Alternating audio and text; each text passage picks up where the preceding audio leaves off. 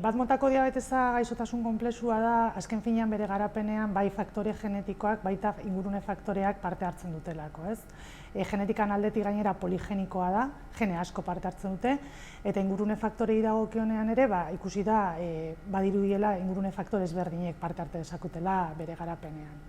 Ikerketa genetikoek bere biziko garrantzia daukate bat motako diabetesari aurre egiteko, ez? Eta nik esango nuke 3 mailatan izango litzatekeela. Alde batetik diagnostikoan, azken finean guk ezagutzen badira dugu ze gene parte hartzen duten bat motako diabetesan, eta guk aztertzen badugu pertsonek daukaten geneen aldaera horiek, halko genuke esan pertsona batek ze arriskua daukan gaixotasuna pairatzeko etorkizunean, ez? Hori alde batetik.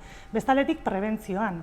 Guk badakigu bat motako diabetesa 2 faktore ditugula, faktore genetikoak eta ingurune faktoreak. Eta diabetesean badirudi infekzio birikoek bere biziko garrantzia dakatela, ez?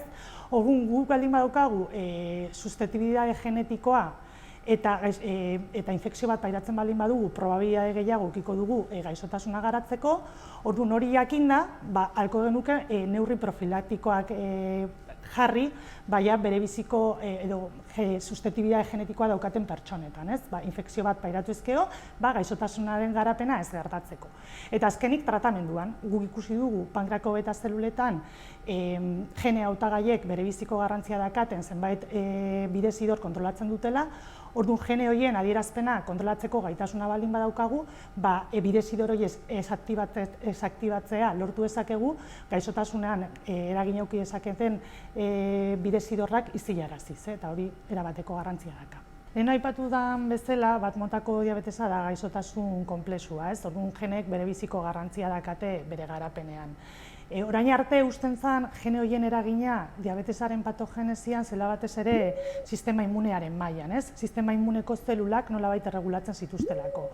Baina gure ikerketari esker ikusi dugu diabetesarekin asoziatuta dauden gene horiek pankreako beta zeluletan, hau da, intsulina ekoizten duten zelula horietan oso garrantzitsuak diren bidezidorrak erregulatzen dituztela. Adibidez ikusi dugu gene hautagai horiek erregulatzen dutela inflamazioa, baita ere ikusi dugu gene horiek gaitasuna daukatela erantzun biralak erregulatzeko, eta ikusi da virusak eragin eduki dezaketela diabetesaren garapenean, eta baita ere zelulena apoptosia, ez?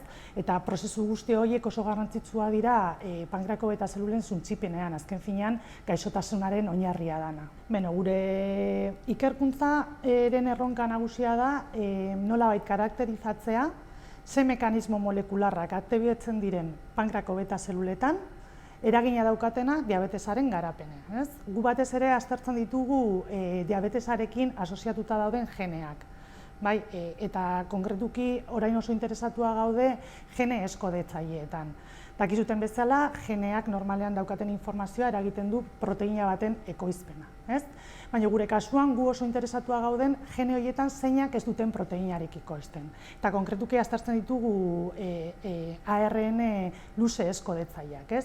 Ikusi dugu, pankreako beta zeluletan zenbait bidezidor erregulatzen dituztela, ARN luze eskodetzaile hauek oso garrantzitsua direnak. Adibidez, inflamazioa.